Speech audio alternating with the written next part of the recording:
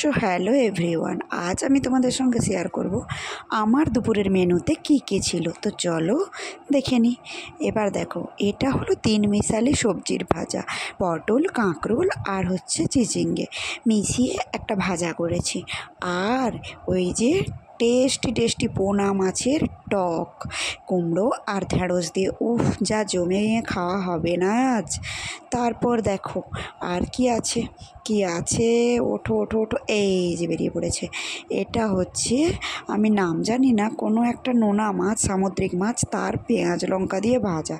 আর সময়ের অভাবে ওই যে ট্যাংরা মাছটা, ওটাকেও ভাজা করে আপাতত ছেড়ে দিয়েছি। আর এটা হচ্ছে থোড়, জানো তো, ওই থোড় গ্রামের দিকে ভীষণই খাওয়া হয়।